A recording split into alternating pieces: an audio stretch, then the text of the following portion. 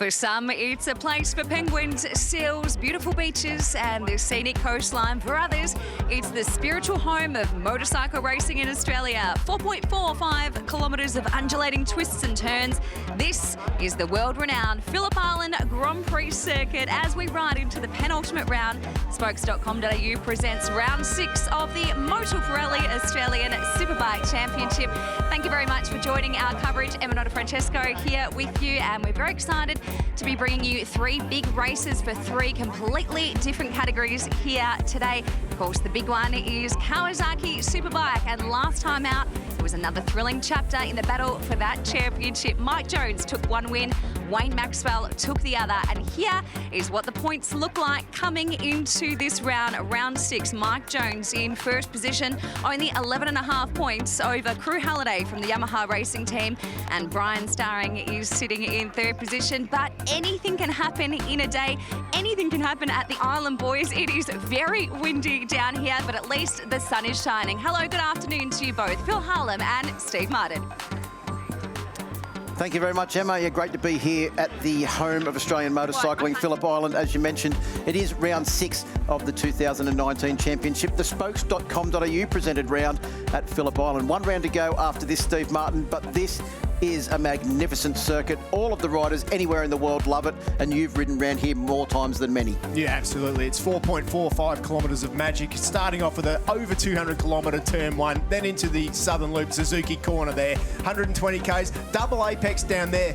You get a little bit squirrely down the straight and then through the 270 kilometre an hour Kawasaki corner, hard on the picks into YMI. Watch out for overtaking into there. Things can certainly get interesting, especially in the last couple of laps. It's a short burst through the MA, second gear, then into Siberia, the YMF turn, 90 kilometres an hour. Out of there, bikes get moving all over the place as you start to click through the gears, up into fourth gear into the Hayshed corner. That Hayshed corner, the KTM corner, just need to keep it on the tarmac. Pretty easy to run off the track there. And then there's the blind left uphill, fourth gear turn they call YMI. You've got to be careful there too. One of the last overtaking spots in this track is down into Pirelli. You'll be using the front grip of those Pirellis into that one, definitely, especially on the last laps. 11, we've seen the odd high side out of there. Third gear, the bike's moving around, wheeling out of there in the slipstream. But turn 12, one of the fastest corners and hardest corners on tyres in the world here at Phillip Island, will give you the drive down the straight and to get to that elusive finish line first, Phil. It is one of the meccas of motorsport anywhere in the world, and a brilliant track. Well, Mike Jones in qualifying set the world on fire with the fastest ever qualifying lap in the Australian Superbike Championship. A sub 1 minute 32 lap, a 1 minute 31.995. He once again took the pole position award and the $500 from Elite Roads that goes with it. The 4th time this year that Mike Jones on the Desmo Sport Ducati has taken that award. In 2nd place was Wayne Maxwell, and in 3rd place, starting from the front row of the grid, was Matt Walters. But it was a great start from the front row of the grid from Mike Jones, who led the field away down in towards turn 1.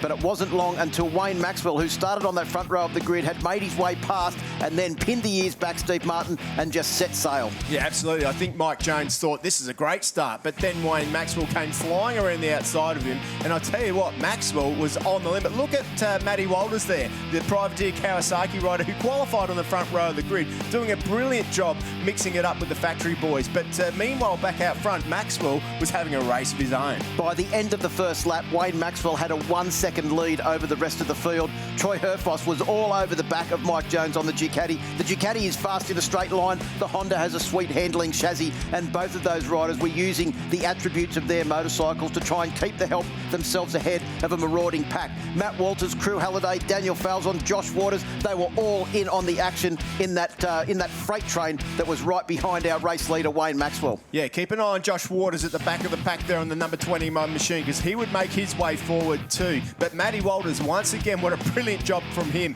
Cru Halliday was another one who needed to get good points, and he started to work his way towards Mike Jones and Troy Herfoss. But have you ever seen Herfoss ride as good as this around Phillip Island? He's been riding magnificently all weekend, but also he said in the post-race interview it was the headwind that was meaning that the bikes were changing around a fair bit, and all of a sudden that the Honda could say somewhere near the Ducati in a straight line. You saw Jones there just shoehorn the Desmo Sport Ducati 1299 final edition Panigale up the inside of the Penrite Honda CBR 1000 RR Fireblade, but lurking in the shadows was Josh Waters on board bike number 21, and he made a last-minute charge towards the podium. Absolutely, he hasn't had a podium this year. Tried to dive up the inside into that YMF corner turn one, but then this happened, and it was Troy Herfoss who nipped up the inside of Pirelli corner there, cut the nose off of Mike Jones, and then he had to try and hang on, not for the win, because let's remember that Wayne Maxwell's already up the road, but one of the few podiums that man's had at Phillip Island, and it was Wayne Maxwell who won the race with Troy Herfoss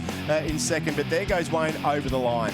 Herfoss rode turn 12 harder than I think he's ever ridden it before to stay ahead of the very fast Desmo Sport Ducati and take second place. But congratulations to that man, Wayne Maxwell. He has won 3 of the last 5 races in the 2019 Motul Pirelli Australian Superbike Championship. Let's go down to M. Thank you very much, Phil Harlan. Thought I'd catch up with Troy Bayliss because it is the Desmo Sport Ducati team leading this championship at the moment. Now, Mike didn't get that win at the start, but consistency has been key for him. Fantastic 2019 season, and he is still leading that championship going into race 2. Yes, Emma. Mike's been great all year, and obviously with pole position yesterday, we were thinking we were going to have a great, hope for a couple of wins today, but like this wind has really changed things around, and I think we suffered a little bit more than we thought we were going to in that race 1 win. In all that wind, but Wayne got off to such a good start, and third position was still a good spot to finish in, and it's a very important round this weekend, and we hope to have a good one this afternoon. You've been around this paddock for a long time. I mean, how tight is this championship for 2019? I think it's the closest battle we've ever seen. Yeah, it's incredible. By the time we come around to Sydney Motorsport Park, I think the top 4 guys, it could come down to any of those guys. So it's certainly really, really interesting and exciting for everybody involved, that's for sure. We were really excited at the start of the weekend because we saw that you were going on a bike. We thought you were going to race, but how did you go having fun about cutting some laps on Friday and Saturday? Yeah, obviously I'm going to race the V4R down here at the support race at the GP, so it was good to get a handful of laps on the bike, but in reality, it was very important for us to get our heads together and do everything we can for Mike to, give him the best chances in this year's championship. So, I got a few laps in, but that was that, and we're full steam ahead. Just quickly, I mean, Mike did have big shoes to fill taking over from you at the start of the year. What would it mean to you guys for him to win this championship for 2019? Oh, yeah. I mean, we're all trying all so hard, and Mike is obviously as well, and it'd be great for everybody involved with the Desmo Sport Ducati team, and it's been a long time. Well, since Steve Martin won on the Ducati back in maybe 1990. Don't get it wrong. 1990, I'm going to say 1999 it was, yeah, I think. So, I just made that up, by the way, but we'll have to check in with him on that. It would be lovely to do it, that's for sure. But it's been a great year, and we've been at the front, a lot, so it's great. Thanks, Troy. Good luck for race 2. Thanks, Emma. Cheers. All right, well, an action-packed day of racing ahead of you as we take a look at the schedule. It starts with the final race of YMI Supersport 300, race number 2 for Kawasaki Supersport, and the final race of the Motorsports TB Supersport will wrap up the day. Cannot wait for an action-packed day ahead of us. Who will go into this final round leading the Kawasaki Superbike Championship? We're not too far away from finding out. Over to you, boys.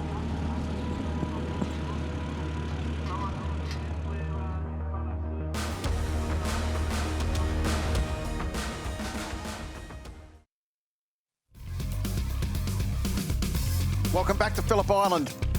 For the spokes.com.au presents round 6 of the 2019 Motul Pirelli Australian Superbike Championship. Getting ready for the first race on today's program for the YMI Supersport 300 class.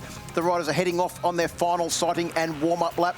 Steve Martin, this weekend we have seen 2 absolute classic races for the YMI Supersport 300 class. This last race of the weekend is sure to be a doozy, but we are getting to the pointy end of the season. The championship this weekend has closed up. Max Stouffer came in with a 39-point championship lead. That's been whittled down this weekend. Yeah, it certainly has, but that just shows you how classy the field is out there. I mean, you're not going to see a runaway winner in this one. That's something that we can definitely guarantee. We're going to see 10, 15 bikes all together when it comes to the last lap. So it's going to be an absolute cracker of a race that we're going to be looking forward to here, Phil. And the other good thing is all the brands of bikes on the field, the KTMs, the Kawasaki's and the Yamahas are all pretty even out there at the moment. So you can be assured that whatever brand's the favourite brand you've got, it will be up there in some way or another.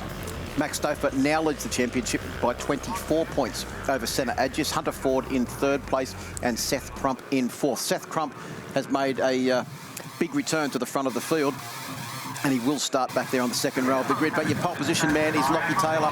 He'll start in position number 1 with Max Stouffer and Yanni Shaw joining him on the front row of the grid.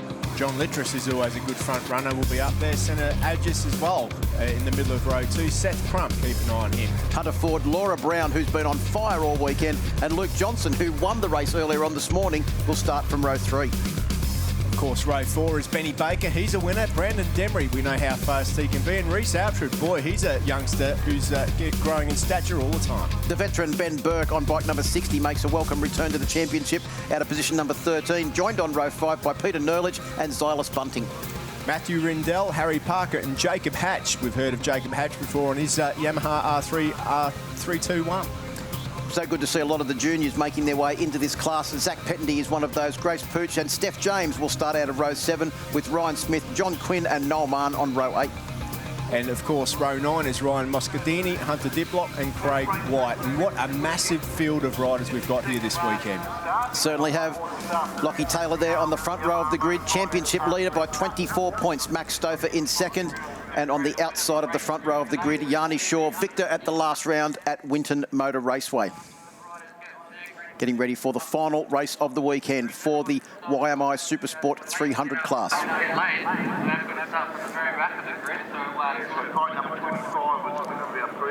So just it looks like there's some sort of delay there that the riders are still sitting there on the grid. Yeah, the officials have not left the front of the grid to say that we're getting ready to go into the starters' hands. Looks like we're getting ready to go now. Supersport 300.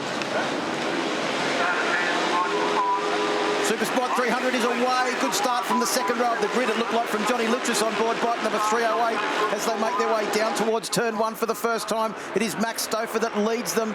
Lockie Taylor looking to try and come around the outside. Seth Crump goes up the inside, but Stouffer on 27 leads them into turn 1 for the first time. Oh, one run very wide on the exit of turn 1 there on the Kawasaki corner. Can they keep it on track? Yeah, it's going to be interesting to see, but looks like their chances are scuppered. But meanwhile, back out front, it looks like Maxi Stouffer is right where he needs to be. Lockie Taylor's up there too as they jostle for position. Seth Crump's in that group, just on the inside there, vying for the front lead. 3 wide through Kawasaki corner, 4 wide. Seth Crump has taken the lead as they make their way down through the very fast corner and down into YMI. Look at them all trying to dive up the inside. Brendan Demery, one of them on board bike number 11.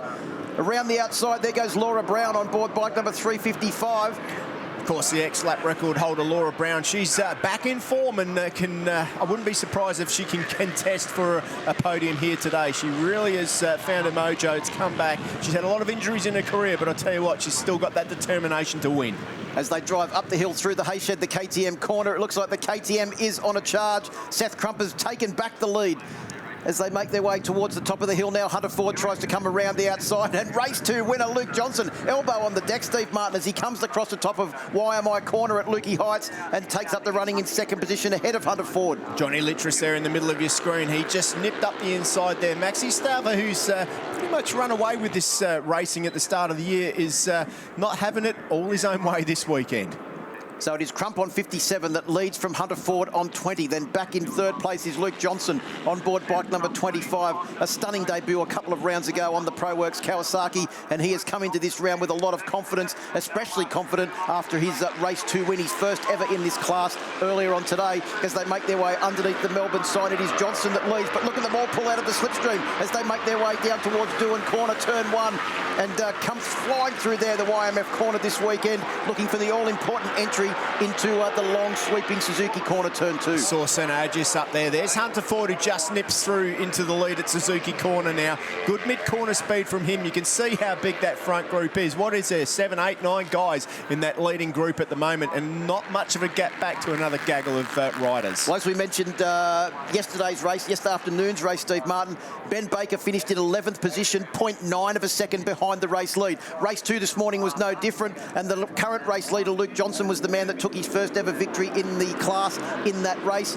Looking now to see where Max Stouffer is, because he's dropped back to fraction. I think he's back to about 5th position. There he is on board bike number 27. He's got Brandon Demery on board bike number 11, trying to come around the outside of him. And Brandon Demery is another one that's made an impressive return from some very serious injuries. And last round at Winton Motor Raceway, he was in the leading group all weekend. Yeah, this is the first time that Demery's raced at Phillip Island since he had those injuries. He had a big crash here on the start line incident just over a year ago now, but he's come back nice and strong, and good to see him up there in the leading group, just on the left of his screen on the rustic floors machine. Remember the first round of the championship back in February? Senna Agis was the only rider on the brand new Kawasaki Ninja 400 that was able to make an impression on the dominant Yamaha R3s in this class at the beginning of the year. He's still there. We're fighting it for the championship now at round 6, and there he is, just moving his way up into 3rd place on board bike number 81. He sits in 2nd place in the championship, dominated at round 4 at Morgan Park, scoring race wins in all 3 races, and he's now trying to get the race lead as they come down. He utilises the slipstream down the Motul Pirelli start-finish straight, pulls to the inside of Luke Johnson's machine, and takes up the running at the front on board bike number 81. Yeah, good move there by Senna Agis, but good to see we've got all 3 brands in the top 4 as well. Seth Crump looks like he has a dive up the inside, and oh, that's close. Close as they're in the middle of Suzuki corner there. Double apex tucked in behind the screen. They are, and out they come, but Seth Crump just dropped back into 4th position there at the moment, side by side with Hunter Ford on the R3 Yamaha. Yeah, the KTM's looking like it's got a lot of acceleration here this weekend. It's obviously loving the big nature of this circuit as opposed to some of the tighter, twistier circuits that we've been to over more recent rounds. It is Agis and Luke Johnson that are in the lead at the moment. They've just, if anything, opened up a fractional lead over the rest of the group, but we saw that in race number 2. 3 corners later, that lead had gone, and the rest of the field were right on their ducktails. I mean, hasn't Luke Johnson's confidence grown? I mean, like, he's literally just come on with a bang from... we started noticing his name at Winton, well, at least I did. First ride for the ProWorks team, and now, this weekend, boy, he's on a mission, on a roll. Yeah, they're obviously doing good work there in the ProWorks team to get all of their riders up. They've got a young Xylus Bunting, another junior that's making the step up, riding for them this weekend as well. And another one of their riders, Luke Power, is off actually overseas, racing in the Asia Talent Cup this weekend as well. I think it's at the Sepang circuit in... doing a good job there with all of those riders. Was that Agis has a bit of a look over the shoulder. All he could see was a big number 57 right behind him. Here comes Brandon Demery as well on board bike number 11, starting to mount a charge as we come round to complete 3 laps of the 7-lap journey. This is a good run by Demery at the moment. He's got himself in a good position in that group there. Just gets slipstreamed by Hunter Ford. Massive tailwind here at the moment. Everybody's been complaining about the wind here. Difficult to see on the TV, but it is the number 81, Senna Agis, who leads into turn 1. So Max Stouffer just sitting on the back of that group there, just trying to keep his powder dry, jockeying for position, because as we've seen, the first 5 laps of this race is all about just putting yourself in a position to try and launch an assault over the last 2 laps. Looks like they've just started to drop 2 riders off the back. I think Laura Brown may have been one of those. We've got a faller there. That's a big crash on the start-finish straight. Looks like a rider actually caught under one of the bikes. Yeah, we've got a red flag situation at the moment, so... red flag. The riders will make their way back to the pit. I don't think they've actually noticed the red flag yet. There's the red flag waving. It won't take long and they'll actually start to slow down. There they are. They've noticed it now. Yep, all the legs are out. So race safe will be on the scene in a matter of seconds. Field making their way back up towards the back of the circuit now. Fastest man in that race so far was Yanni Shaw on board the Bridgestone shod machine. Yeah, and Yanni, I mean, he's been a breath of fresh air. There he is to the class, hasn't he? He was down in 6th position at that point, still with a few laps to go. But yeah, won the last round, but he's still sitting 5th in the championship. of course, he won the New Zealand Moto 3 Championship at the start of the year, so he's a man of all talents. Well, and also just been announced that he will be riding at the Australian Motorcycle Grand Prix as a wildcard in the Moto 3 category on that very bike that he was racing in New Zealand. Yeah, so that'll be definitely good news for him. Of course, MotoGP will be held at this circuit in a couple of weeks' time. Just looking at those lap times, Steve Martin, they were all 150s, all the way back from first, all the way back to about 9th or 10th position. A long way off the lap record set by John Litteris earlier in the year at 47.6. And exactly what you'd expect in these blustery conditions that we have here at Phillip Island. Let's have a look at the highlights to date of the Supersport 300 category.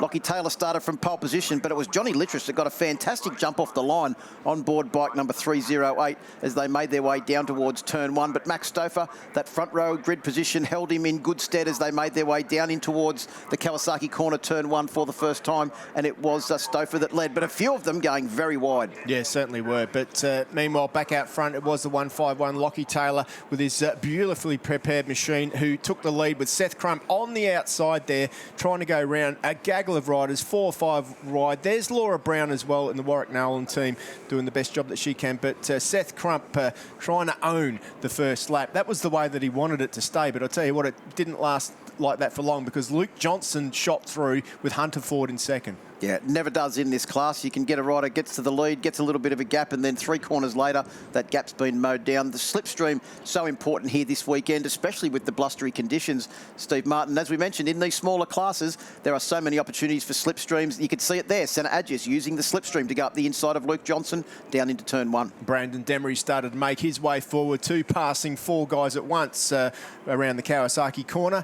But meanwhile, out front, Senna Adjus, who, if I remember correctly, did a great job at the start of the year here on the Kawasaki as well. He was actually the only rider that was consistently at the front of the field on the Ninja. Back then, the regulations were slightly different. The Ninja couldn't be modified at all.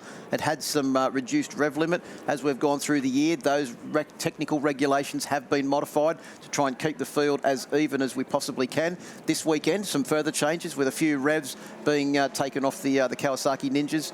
And let's go down to Emma, because this weekend there are so many riders that have been doing international duty, and they've all come back to Phillip Island to have a look what's going on. From the ASBK paddock to very exciting international racing adventures, we are very proud of these 3 guys right here, starting with you, Tom Bramich. Now, you've been overseas this year for World Supersport 300. Congratulations on that. But obviously you're back because of this. He's got a broken elbow, but still always smiling. How's the adventure been? Yeah, it's been an awesome year. I've learnt so much being over in Europe, and yeah, it's a shame to end the year like this, but it could be worse, and I could have done it at the start of the year. So yeah, we've signed the contract to go back next year with the same team and the same bike. So I'm really excited for that, and yeah, hopefully I can get prepared for that as soon as my elbow's better. Congratulations, that is great to hear for 2020. Steve's very happy that you're back here because you used to mow his lawns. Is that right? How did you get roped into that job?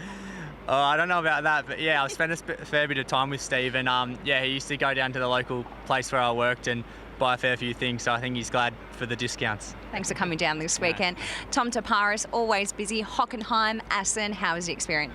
Yeah, Emma, obviously I've been over there pretty much all year since March, so back and forth it's been quite hard to deal with the travelling and whatever, but yeah, the experience has been amazing. Like I think 6 or 7 races overseas, and then also competing here in Australia. It's been like a lot of riding this year, which at the end of the day is really good. So yeah, to answer your question, the last 2 rounds, Hockenheim and Assen. Assen was the British Superbike Championship. Got a podium in that, which was like amazing for me because I never raced at Assen before or in BSB. So yeah, to do that was awesome. And then Hockenheim was the opposite. I was like really fast, but couldn't stay on 2 wheels, and unfortunately I had like every rider's worst nightmare, and I crashed on the last lap of race 2 out of the lead with a second gap. So yeah, I've been thinking about that ever since, and everyone's wanted to talk to me about it, but anyway, I'll move on, and hopefully we can get the job done tomorrow. We're very proud. Thanks, Tom. Thanks, Emma. Cheers. And Max Stouffer, did you ever think at such a young age, also Assen and Hockenheim, great work, well done. Yeah, thank you. It was a great experience to go over and do those 2 rounds with the Holland R3 Cup. Great experience, but no, I'm real thankful for everyone that was involved to help me out.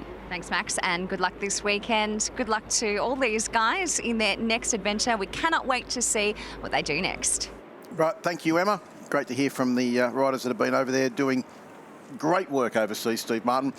And that's the impressive thing, is that all of the riders that have left these shores this year to go and race in other championships have done really good work. Max Stouffer took a victory in his first ride, and he leads the championship here on 313 points. Senna Agis is in 289, another young rider with international experience. Hunter Ford is third in the championship on 241 points. Seth Crump's been overseas as well this year, and he's fourth in the championship. Yanni Shaw in fifth. Johnny Littris, Brandon Demery, Lockie Taylor, Harry Curry and Zach Levy round out the top 10. But this weekend, as we mentioned, the championship lead for Max Stouffer has been whittled away. Yeah, definitely. And this is not the class that you can sit back and finish a second off the lead and pick up a handful of points, because as you can see, if you're a second off the lead, you're going to be 15 bikes back. You could get no points at all. You need to go for the win, especially if you're in the shoes of Maxi Stouffer. Well, this race, a little bit of news that has come through. We will be restarting. You can see the guys there that are keen to get it underway, but it will be reduced to a 4-lap race now, so that is pretty much a sprint for these guys. So there will be no hanging around. We've got about a minute to go until the pit lane opens. Everybody just sitting there. There'll be a warm-up lap and then straight into it. There's Luke Johnson, you can see there on the ProWorks Kawasaki bike number 25. Scored his first race win in the class this weekend. And what a great result for ProWorks Kawasaki. They've really stepped up their game in 2019, and to come away with their first victory of the year would make the team just as happy as Luke Johnson, their rider. Hang on, you might be saying second victory of the year in about 10 minutes' time, because Luke Johnson is not finished yet. You could see how keen he was to get this race underway, shortened to 4 laps. All of these riders will know that.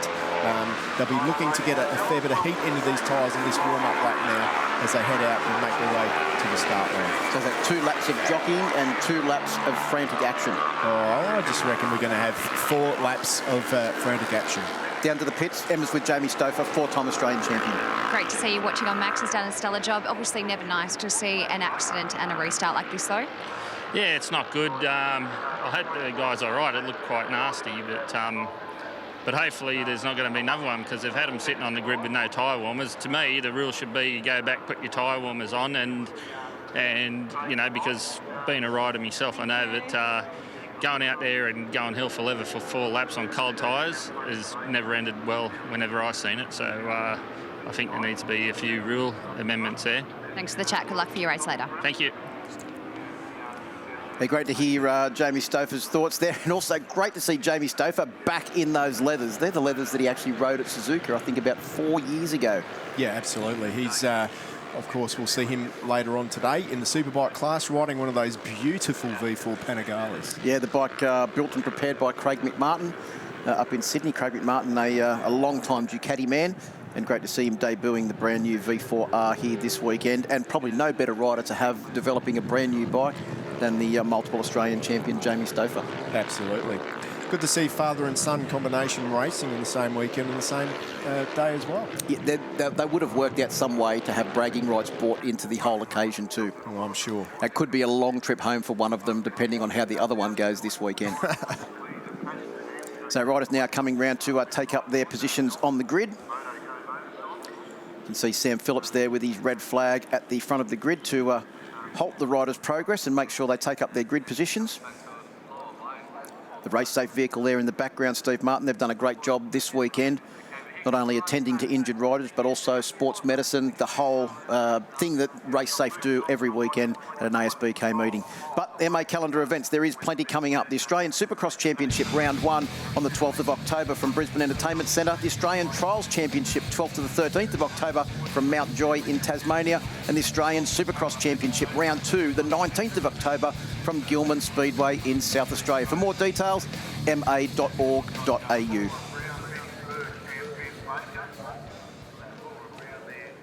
Riders now coming round to take up their positions on the grid. You can just see there, looks like one of the riders, looks like Brandon Demery is either saying hurry up or there's an issue. He's got some sort of issue there. Just having a quick word to Sam Phillips there. Sam busily scurries back to the position at the front of the grid. In the starter's hands, Phil. So, Supersport 300. Revs rise. Supersport 300 is go. Steve Martin, as we make our way underneath the Melbourne Bridge and down towards turn 1 for the first time. It looked like it was Luke Johnson that got the jump from the front of the grid on board bike number 25. Seth Crump is also steaming down the outside with a full head of steam. Can't quite get around the outside of Luke Johnson as they all peel into a turn 1. And it looks to me, Steve, like they've all made it through safely as they make their way now up towards Suzuki Corner turn 2. Absolutely. Seth Crump with another brilliant start. But look at Luke Johnson out front. Boy, I've got a lot of time for this kid in the way that he's come from nowhere. Oh, Brandon Demery's gone really wide. Looks like he's got some sort of issue there. Some sort of issue. He's got a lot of time to make up there. He's out of this one. He's not even trying. Something. We saw him on the start line with an issue there. He's definitely pulling in the pits. But meanwhile, back out front, there's that 5 to 10 wide heading into the tight turn 4. Well, the Yamaha Motor Finance Supersport 300 class always delivers some excitement, and unfortunately a little bit too much excitement for Brandon Demery on that first lap. As you said, he's got a lot of work to do to claw back championship points.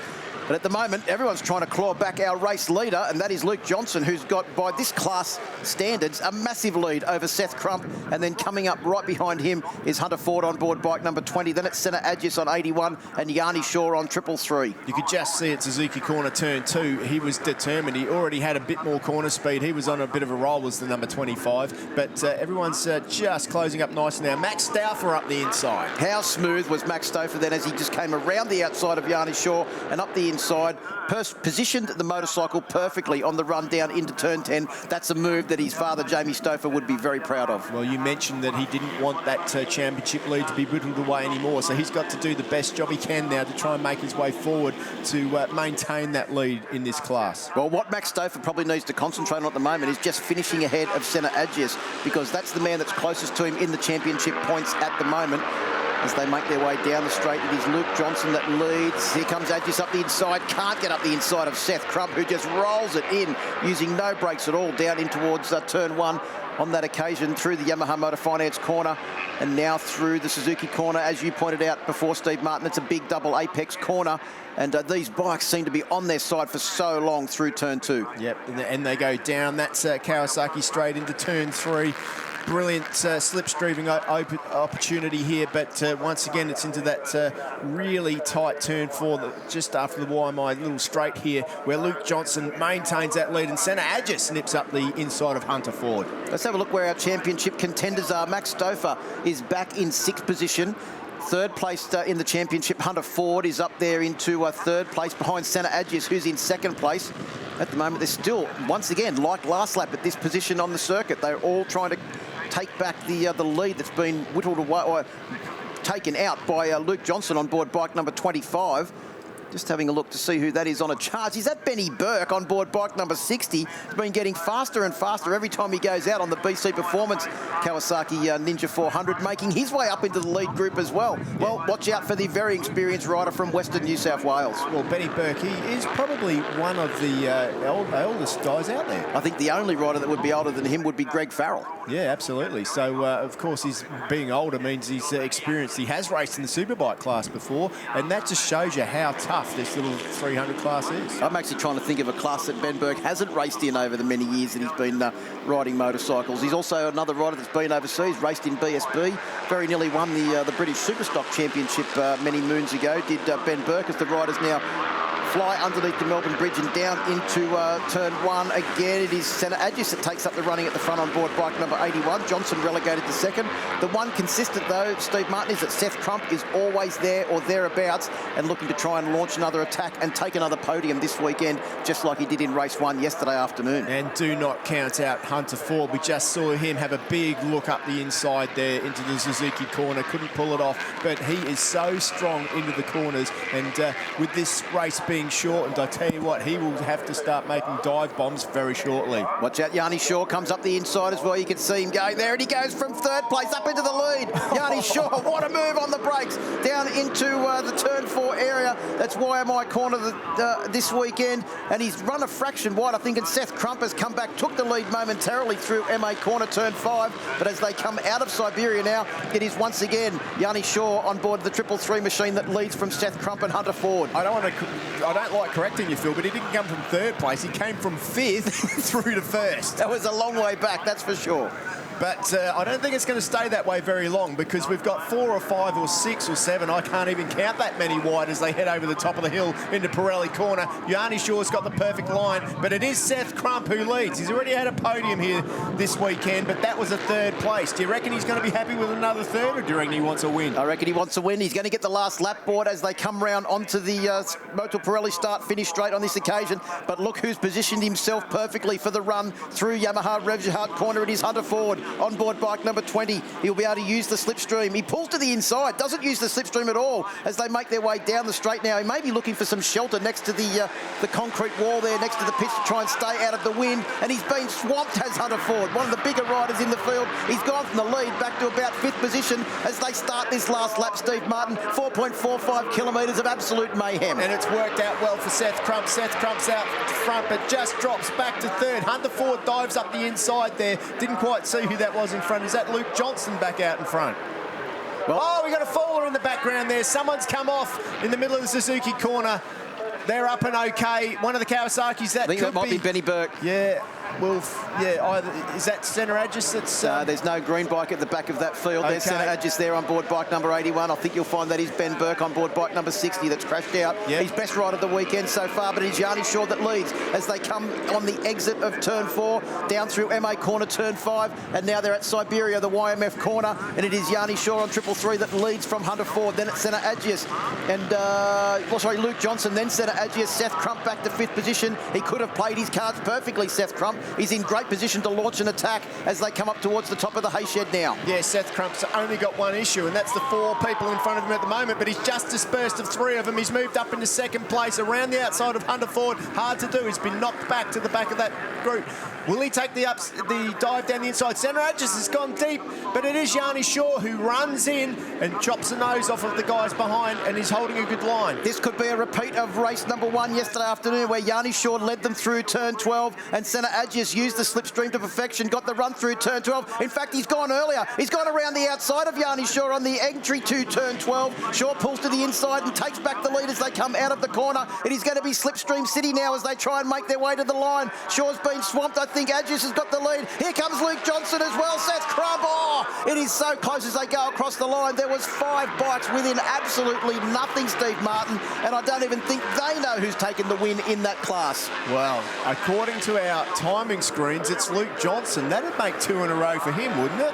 It would make 2 in a row for Luke Johnson, but I think they might be getting the photo out because there is literally less than 1/10 of a second covering the top 5. That is an incredible way to finish a race. And for Max Stauffer, he gets 4th. That's good for his championship. Seth Crump, who looked pretty strong out there, unfortunately misses out in the podium as well in 5th place. And it looked like Luke Johnson and Centre Agis were arguing over who was going to take the win. Well, yeah, one of them's going to be happy when they get back. The timing monitor has changed again, so we'll wait for official confirmation there.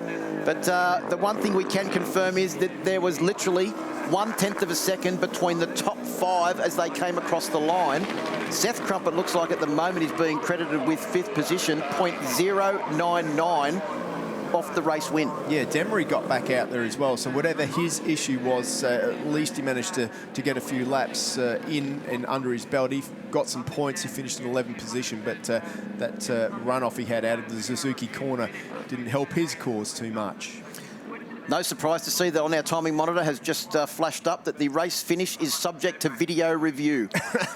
Not just a photo review, and I'd say good luck with trying to sort that out, because that one may even be too hard for the human eye to try and figure out, because they flashed across the line as a bunch. The fastest man in that race was Yanni Shaw with a 1:49.381. Considering the windy conditions out there, Steve Martin, that is an unbelievably fast lap time. Oh, it is. I mean, these little 300s get knocked around in the wind quite substantially, but that was a great ride and great entertainment. Well, while they try and sort out who's actually won that race, we'll have a short break here from Phillip Island. Come back on the other side. Continuing action from spokes.com.au presents round 6 of the 2019 Motul Pirelli Australian Superbike Championship from Phillip Island.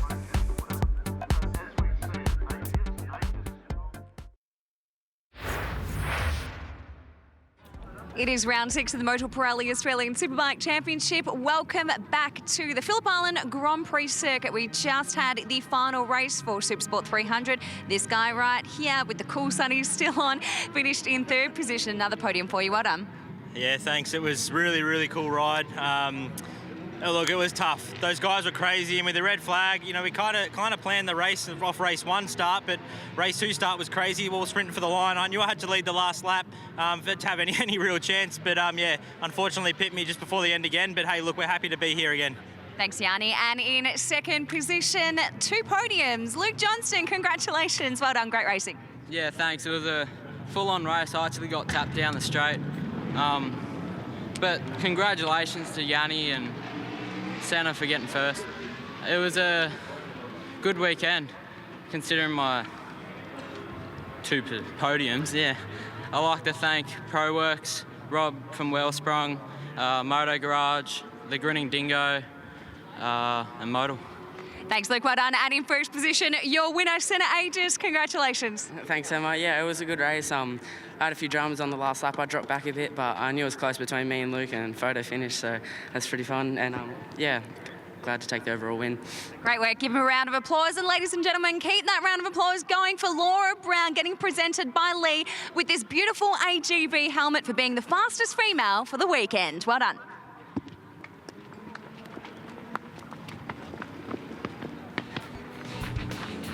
Laura Brown for taking out the AGV award as the fastest female this weekend. And wasn't she fast, Steve Martin?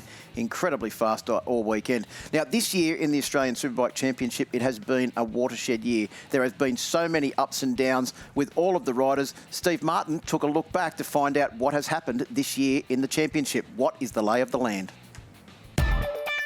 2019 has been a cracker. 5 riders and 5 manufacturers still in with a chance of winning this championship. It hasn't been smooth sailing though, because there's been different scenarios that have caused issues for everybody. Bayliss was supposed to win this year, but was out before the first checker had swung. Oh, Bayliss hit the back of Wayne Maxwell's machine. He's gone down at turn 1. That injury opened the door for lap record holder Mike Jones to move from his private Kawasaki and jump on the Bayliss bike. Good move, because he now leads. Cru Halliday has had a smooth year, finishing every race with flawless precision. But he's the only one in the top 5 that hasn't won a race. He's strong at the island though, so watch out. Maxwell, new to Suzuki, started strong till this happened. And look, Wagner's gone up the inside, Wagner's through, Wagner's touched, hip touch, he's down, Maxwell is down. Will that affect his performance this time round? He's a specialist here, but turn 12 must be playing on his mind. Herfoss is used to leading, and at this time last year, he was on a roll. The 2018 champion will be Troy Herfoss. It's a different story in 2019 though. Troy is chasing, and that tension was on clear display at Winton. Troy Herfoss not happy. And then there's Staring, the sleeper of the bunch. When Staring stars are aligned, he's unbeatable at Phillip Island. 0.019 of a second is the difference to Staring as they come across the line. 3rd in the championship, this is a place where he's had success in the past. Don't count him out. With 4 races left and 102 points up for grabs, this thing ain't over yet. There'll be more twists to this story, and unfortunately, only a fairy tale finish for one rider.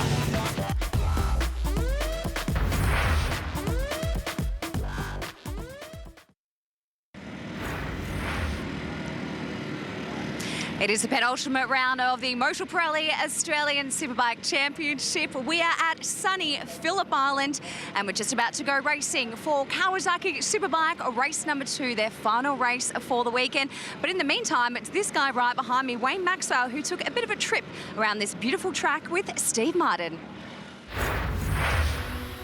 Is there anywhere you would rather be, Wayne, than right here, right now at Phillip Island?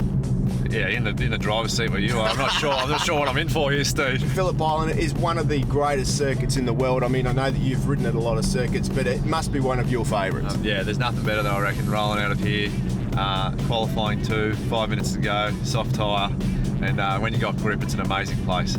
And you don't warm up into it either, do you? It's like basically straight into one of the scariest corners, turn one. It's amazing. When you get down to turn one, if you're 100% committed and you lap, you get out of turn one in the middle of the road to set you up for a good drive into turn two. A bit of a blast down into turn three, Casey corner. This is sort of heart in your mouth stuff. Come down there, fourth gear, short shift fifth, you come off the crest, the bike wheelies, and then basically, yeah, just try to commit and keep the throttle on. So it's a lot easier to get through here, I find, when you got the bike sideways. Sideways? Sounds easier than it looks, I guess. But it's a good view into Siberia, though, isn't it? I mean, look at the ocean. I guess you're not looking at that when you're heading in there, though. I've actually never noticed it, Steve. It's yeah, look, it is a nice view. Hopefully, I don't have the opportunity to stop and take any, take in the view. Well, I have ended up in the kitty litter out there before, but anyway, that's another story. What's the one word to describe this circuit? Oh, hard in your mouth, exhilarating. There's so many corners that are third and fourth gear, over 200 kilometres an hour. The bike's sliding, and I don't know. You know the consequences, but you just still keep turning up and turning the throttle. It's an amazing feeling, and when you're in a 5-bike draft down the front straight, and there's no better feeling in the world. We're at turn 12, and you had one of the biggest moments I've seen in my life. You ended up out in the kitty litter there.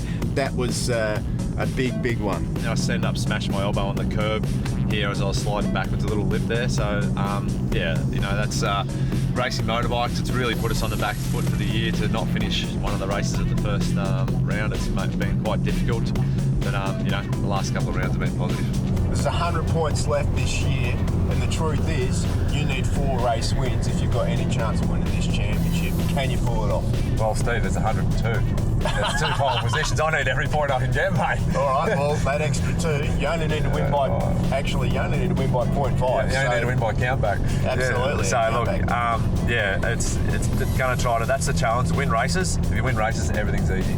Wayne, thank you very much for that. Did you learn anything from my lines? Yeah, they were spectacular, Steve. I remember watching you back in the day here, and definitely you could turn it on over one lap when you're riding that Pirelli shod Ducati. That was for sure pretty special. Yeah, well, you would have been wearing nappies back then, I would have reckoned, Wayne. Good luck this weekend, mate. Thanks, mate. Welcome back to The Grid with a very special guest who's here this weekend from the Carlton Football Club, Matthew Cruiser. I know you love your 2 wheels, so thanks for coming on down. Yeah, it's good to be here. It's a great day. It's been some good racing so far, and yeah, looking forward to the next race. God, I wish I'd worn my heels today. 6'7" he is. Hey, what's your tip for this one? I think Wayne Maxwell is going to be hard to beat. Wayne Maxwell. It's going to be an interesting race, but hopefully it's a good one. Enjoy. Our racing's a little bit closer than the grand final was last weekend. Thanks, mate. Thanks. All right, welcome to The Grid. Let's see who we can grab quickly. Tyre warmers are coming off, but you know what? I want to grab the guy who does so well around here, Josh Waters. He almost got there last time, finished in 4th. What do you have to do to get the podium for this one, Joshy? Hopefully a little bit better start, and all our pace at the end was pretty similar, so I was happy with how I was going. Just see how the first couple of laps go. Go get him. All right, shout out to Dale Breed, who's not here this weekend. Let's just jump over quickly with Glenn Allerton returning. Want to check how the body is feeling. How are you going, mate? Yeah, not too bad. Just struggling with the wind, obviously, but I think it's the same for everyone, but just going to have some fun. Best of luck. Yes, it is very windy down here. It's been windy all day, and it is still picking up. We'll chat to some more people shortly. In the meantime, it is time to go racing for race number 2 of the Kawasaki Superbike. It's over to you, Phil Harlan, Steve Martin. Thank you very much, Emma. Great to hear from the riders down there on the grid. And we saw a lot of tension at the start of race 1, Steve Martin. There seemed to be a few more smiles and everything there. Maybe the riders know exactly what the conditions are, whereas race 1, there was a fair amount of apprehension. Well, they know what they've got to do now. They know they've all got to chase down Wayne Maxwell. Maxwell won that race in the first lap, so that's what Josh Waters was alluding to. He could lap at the same pace as Maxwell, but Maxwell was a second or so in front after the first flying lap. So that's what the others have to do. They have to try and chase him down. If Mike Jones can be on the back wheel of Maxwell, there he is, our pole man, we are going to be in for a cracker of a race for the win instead of the lower podium positions. So that's the aim of the other riders. Herfoss, keep an eye on him too. He's another guy, another rider that is having the time of his life here today. Josh Waters was 0.07 off the podium in race number 1, and by his own admission, didn't get a good start. So keep your eye on the rider on bike number 21, the 3 times Australian Superbike champion, the Mildura missile, Josh Waters. And another rider that we've been talking about too, Matt Walters. He'll start from the front row of the grid in 3rd, his best ever qualifying position. But Mike Jones, 4th pole position for the year, and Wayne Maxwell also on that front row of the grid in 2nd. Yeah, brilliant front row that we've got there, but it is Daniel Falzon from Yamaha. Good qualifying for him. He's had some good results here. Keep an eye on Troy Herfoss because he's on a mission here this week and the best he's ever ridden. And Cru Halliday, he rode well too. 3rd row, 3 times Australian champions with Josh Waters, Glenn Allerton and Bryan Staring all starting from that 3rd row of the grid, and good late race pace from Josh Waters, as we mentioned. Mark Kyoto, fairly new to the Honda around this track. Damon Rees is coming on strong, and Jamie Stauffer, welcome back on the V4R Panigale. Row 5, Al Phillips, Lachlan Epps and Aaron Morris. Sarah Morris on the BMW there. Sloane Frost from New Zealand, David Barker and Matt Tooley, who we saw have an off in race 1 today. Phil Charr, Brendan McIntyre and Dean Hasler will start out of positions 19, 20 and 21. Nathan Spiteri's back in, as is Trent Gebson on his new Ducati, and Michael Edwards. Quickly down to M before the start of the Kawasaki Superbike race number 2. Just with Honda boss Dion Crute looking very confident because Troy got 2nd last time. What does he have to do to get that win? Yeah, a little bit better start and, yeah, battle Wayne from the start. That'd be great. Good luck. Thanks. Well, the riders are coming round to take up their position on the grid now, Steve Martin. There is 11 points from 2nd to 5th in this championship. Mike Jones has a 24-point lead over 2nd place rider Cru Halliday, but it is all on as we get down to the last 3 races in the championship. There are 76 points up for grabs for the remainder of the 2019 Motul Pirelli Australian Superbike Championship in the Kawasaki Superbike class. Spokes.com.au presents round 6 is coming down to the wire. Who will leave here as the championship leader? Jones leads the championship and starts from pole position. In the starter's hands. Red lights are on. And we're away and racing. Kawasaki Superbike class is go as they make their way down towards turn 1 for the first time. Looked like a cracking start from Cru Halliday on board bike number 65 as well as they all peel safely through turn 1. It is Mike Jones that leads. Wayne Maxwell in 2nd place, a carbon copy of race number 1 this morning, but Maxwell hasn't been able to shoehorn the Suzuki up the inside at turn 2 like he did in race 1. Absolutely. That's the start that Mike Jones needed to pull back the number 47, Wayne Maxwell, and Daniel Falzon's up there too. He got a cracker of a start, but it's Matt Walters, the privateer, who's still holding that 3rd position. What a ride he's having this weekend. Down into a turn 4 for the first time. The field closes up. Looks like most of the riders maintaining their position there. Josh Waters didn't get the start he wanted. In fact, he's behind Lachlan Epps on board bike number 83. So have a bit of work to do to find his way past the Response Real Estate Kawasaki rider. Yeah, that's a pretty bad start for Waters. Not what he wanted. We heard from him, and gee, he's got a lot of work to do if he wants to get on that podium. Herfoss also didn't get the best of starts, in 5th at the moment, but still, look at the gap that Jones is pulling out. Well, Jones has done the Maxwell, hasn't he? He's put his head back, and both of them have managed to pull out a decent lead over the rest of the field. Matt Walters closes up into the distance a fraction on the brakes as they come down through turn 10, the Pirelli corner for the first time. Looks like he's got that Daniel Falzon camped on his ducktail, but it is Jones and Maxwell that lead now as they come round through turn 12, the final corner, the Yamaha Revs Your Heart corner, and it is the Desmo Sport Ducati of Mike Jones and the Team Suzuki X-Star Australia machine of Wayne Maxwell that have managed to pull out a sizable lead over the rest of the field as they come across the line. The lead is 1 second exactly, Steve Martin. Yeah, and I tell you, there is one thing that Wayne Maxwell will not do here, and that is he will not let Mike Jones beat him in this race, because if he wants to win the championship, that's the one guy he needs to beat. Well, he probably won't want to get in front too early without having the pace to completely blast Mike Jones, because he won't want to be giving away too many secrets. Yeah, I wouldn't be too sure about that. He's already looking up the inside there, and he's gone through in one of the fastest corners. My goodness, what a pass. Well, he said it's easy to get through there if you're sideways, and he's going to pull the ears back now. Oh, it's Herfoss up the inside of Falzon. Falzon had to stand the machine up. Here comes Josh Waters through the field. He's done a miraculous recovery, has Josh Waters. He's gone from about 8th up to 5th place in the space of 1 lap. I saw Glenn Allerton in the back of that pack too. Glenn Allerton's had a good start, but watch this from Maxwell there. Bit of a bobble from the number 46. Maxwell holds it on into the Kawasaki curve. Up the inside he goes.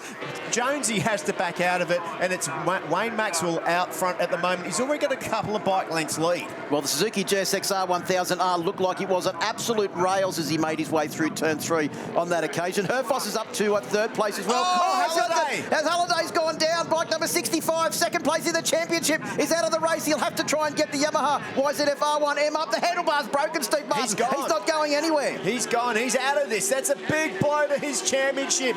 A big blow to his championship. So as they come across the line, it is Maxwell that leads by 0.2 of a second from Mike Jones on board bike number 46. Matty Walters still in third place. Herfoss back to fourth place. And let's have a look behind Herfoss. It is now Josh Waters up to fifth. Then it's Falzon, Glenn Allerton up to seventh place. Bryan Staring in eighth. Mark Kyoto in ninth. And Lachlan Epps on board bike number 22 rounds out the top 10. Matty Walters, the privateer on the Kawasaki, is the only guy that can stay with these two up the front at the moment. What an incredible ride as Mike Jones goes back into the lead. Just have a look. Matt Walters' first flying lap was a 1:33.0, not too far off his qualifying time. Maxwell down the inside again. Jones, it almost looked like he was rubbing the leathers on Wayne Maxwell's Pirelli front tyre there as they made their way through turn 4, the YMI corner. Yeah, it's going to be interesting to see. And Maxwell's gone wide, and it looks like Jones was up the inside there as they head out. But Maxwell still holds on to that lead as they head through the KTM corner. Just right on the inside. That's such a tricky corner to get right. But Maxwell gets it dialed in perfectly with the number 46, Mike Jones, and the Desmo Ducati behind him. I remember a couple of years ago, Wayne Maxwell was talking about the run from the Hayshed up to the top of Lukey Heights. You could see there the little gap that he pulled out over Mike Jones. As we have a look at a replay now of Cru Halliday's incident, he tried to get down the inside of his teammate, Daniel Falzon, lost the front end just at the apex of the corner. You could see the front tyre just tuck, and Cru Halliday was out. I think the handlebar broke when he went across the ripple strip there, and as he tries to pick it up, you could see it dangling down the inside. That is Cru Halliday's race run and done, and that is the first time in 2019 that Cru Halliday has not finished the race. Yep, that's definitely not what he needed to do. He's just, if Maxwell finishes this race, he's just thrown second place in the championship away. There's the pit crew at Yamaha. You can see Cru's spare bike just sitting there. That's not going to help him this time round. So Maxwell leads from Jones. Matt Walters. Here comes Herfoss, though, on board bike number 1. Another bit of sideways action. You can see the bobble there from Mike Jones's machine as the Desmo Sport Ducati just got a little bit squirrely on the way out of turn 2. Herfoss is definitely on a bit of a roll too. He's caught right up to the back now of the Kawasaki connection rider, Matt Walters, and he's going to be looking for a way past pretty soon, but I got to take my hat off to that lone Kawasaki in the top 4 or 5 riders there. He's doing a brilliant job.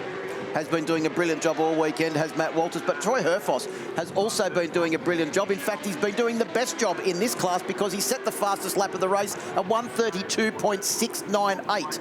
Yeah, that's a very impressive job by Herfoss. I wouldn't be surprised if that's one of his fastest ever race laps around this circuit. The only rider in this race to actually get into the 32, Steve Martin, and considerably into the 32s as well. So Troy Herfoss, look for him on a charge over the next couple of laps, as Maxwell and Jones were also into the mid 33s. Yes. As Josh Waters goes up the inside of Daniel Falzon through Yamaha Revjahart corner to take up the running now in 5th position. Yeah, great job there by Josh Waters. He'll be ruining that start. And look at the Yamaha man, Daniel Falzon. He's also searching for his first podium of the year. Side by side, they go into turn 1 there. Who is it? It's Falzon who gets that position back. Just noticed too, Bryan Staring in the bottom of that camera shot. He's also on a charge on the BC Performance Kawasaki as well. And right behind him, Glenn Allerton, 3-time Australian champion on the Next Gen Motorsports BMW S1000RR. Yeah, good to see the BMW getting stronger and stronger again. Glenn was out with injury, but he's back now. And Herfoss is up into 3rd position as they come down into YMI corner. This is lap 5 now of the 12-lap journey. There goes Waters up the inside of Falzon. These two are having a ding-dong battle now as they make their way out towards the bottom end of the circuit. And that lovely view you spoke of, Steve Martin, of Siberia. Yeah, well, they're not looking at that. We know that now. We heard that from Wayne Maxwell. But I tell you what, Herfoss has done more than just pass Matty Walters. He's caught right up the back of the 2 in front of him now. He's on for a win in this one. Keep an eye on the Honda rider. If you keep your eye on Matt Walters there coming out of Siberia, you can see how physically demanding it is to ride a superbike around here at Phillip Island, especially in these windy conditions. Troy Herfoss, the level of fitness that man has is absolutely unbelievable, and he has absolutely killed them on this lap. He has come from nowhere to be right on the back of our race leaders, Mike Jones and Wayne Maxwell. I can't wait to see what his lap time is on this one. Well, absolutely, but just look at the rear wheel spin he's getting there. You could see Herfoss absolutely sideways on the Penrite Honda as he heads out of the Yamaha Revs Your Heart corner down onto the Pirelli Motul main straight. 5 laps complete now. It is Troy Herfoss, the fastest man on track with a 1:32.512. And Jones goes back through to lead. There's no disputing the speed of that V-twin Panigale down the main straight here at Phillip Island. It is fast. Herfoss was half a second faster than the Maxwell Jones duo on that last lap, and you can see how fast that Panigale is on the start-finish straight. How hard is Troy Herfoss riding that Penrite Honda through the corners? Well, he wants this, and he knows, and he's going to go round the outside here. He's hard on the brakes. He's dived up the inside, not quite there, but I tell you what, the last lap he did a 32.6 was the fastest lap he's ever done around here on a race lap. Well, that one, 32.5, is even quicker than that. So he's constantly in the 32s at the moment. Well, trying to outbrake Wayne Maxwell into the 2 slow corners here at Phillip Island, you're going to have to wake up pretty early in the morning to try and catch the Wayne train out. Yeah, I don't think it's ever been done before, but in recent history, but anything's possible, and he's going to look up the inside here. But going to be interesting to see what happens when we get onto the main straight this time round with Herfoss so close. He's going to have a double slipstream. That should help him slip past at least the Suzuki man. Well, as these 3 riders make their way out of turn 11, I was about to tell you before about Wayne Maxwell and the run from Hayshed up to Lukey Heights when all hell broke loose with the action, that they were looking at the data and they were comparing it that Maxwell was actually slower into the corner than what some of the other riders were. And Maxwell said, yeah, I'm slower into the corner because I need to be faster out. He's the fastest rider out of the corner, and he made the comment, you can't be fast everywhere on this circuit. Sometimes you've got to set it up. And he does that magnificently across the top of Lukey Heights. At the moment, he's going to have to do it to try and catch up onto the back of Mike Jones, who appears to be trying to make a break. Herfoss tries to dive up the inside there. What you say is absolutely right. This is a track, although it looks like it's frenetic action out there from their behalf, you need to be loose on the bike. You need to be in control. You need to keep everything as smooth as you can to look after those tyres. You need to let the bike move around, but you don't want to unnecessarily spin that rear wheel because that'll definitely wear it out. Matt Walters has still got a pretty handy lead over the Josh Waters, Daniel Falzon battle for 5th and 6th position. That's Jones, is it? Jones has gone down. The championship leader is down. The Desmo Sport Ducati is out of this race. That was huge. That was some sort of... I want to have another look at that. That was could have been a high side he had there. But so that leaves Maxwell and Herfoss. Hang on, he's gone in. He's got in. He's just started to wind the gas on about now. And what? Oh, he's been... Okay, so Maxwell's gone up the inside, carried more mid-corner speed, and just said, I'm coming through, this is my line, and boy, he's sideswiped him, taking him out of the equation. But exactly the same thing that happened to Wayne Maxwell at race number 1 or race number 2 of the season. Well, you know what they say, racing's rubbing and rubbing's racing, and you know, it's happened to Wayne before, it's now happened to Mad Mike. I'm sure there'll be some discussion about that. I'm glad we don't have to make the decisions. But meanwhile, back out front, it's the 2 arch nemesis out front. It's Honda versus Suzuki, and we've got another faller. Is that Staring, is it? Not sure. Just trying to confirm who that is, but it looks like it's a big crash. Is that turn 1, or is that the exit of Siberia? Yeah, hard to know. Kawasaki rider by the look of it.